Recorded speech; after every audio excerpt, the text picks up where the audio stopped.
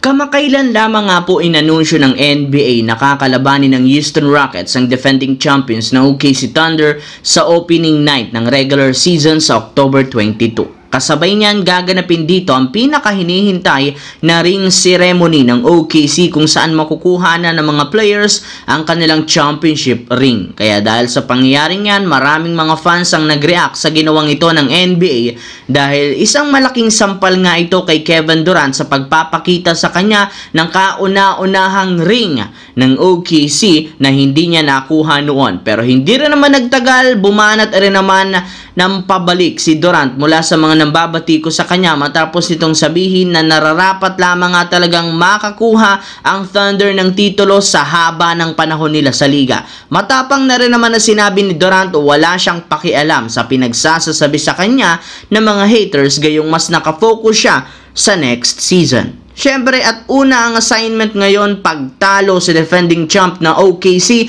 at pinapangako niya na hindi nila ito uurungan. Sinisigurado niya tatalunin ito agad-agad sa unang paghaharap sa regular season. Samantala, inanunsyo ng Los Angeles Lakers, wala na silang balak i-trade sina Gabe Vincent at Jared Vanderbilt since malaki ang ambag nito sa team, lalo pat sa depensa. Ngunit hindi rin naman ibig sabihin niya na wala silang gagawin pang pagbabago para mapalakas ang roster. Sa katunayan, seryosong kinukonsidera ng front office ang posibilidad na pag-trade nila sa sharpshooter na si Dalton Knecht. Simula nang magkaroon ito ng malamang performance sa Summer League, bigla nga pong bumaba ang tiwala at trade stock nito sa kanyang kakayahan na makasabay pa. Hindi rin naman nila alam kung makakatulong pa ito o hindi na sa rotation. Kaya imbes na masayang na naman ang taon, balak nga nilang gamitin siya bilang asset upang makakuha ng isang wing defender na siyang pinaniniwalaan ni Rob Pelinka na kukumpleto sa kanilang binubuong lineup.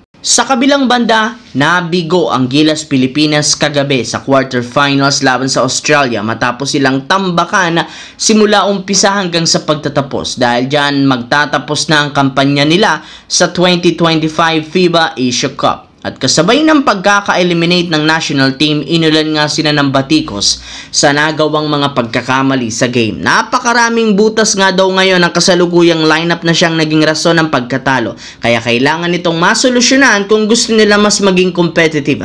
Ayon sa mga fans, meron nga pong dalawang klaseng player ang kailangan kunin ng Pilipinas upang mapasolido ang lineup. Una, isang legit na sentro na kayang makipagbanggaan, makipagpisikalan sa mga international bigs. Habang ang pangalawa, magkaroon ng at least isang mapagkakatiwalaang sharp shooter. Kita naman nga ninyo na isa ang shooting sa mga naging problema ng Gilas bakit sila hindi nakakasabay sa opensa. Kaya kailangan talagang mapa-improve ng lineup ang Gilas sa lalong madaling panahon.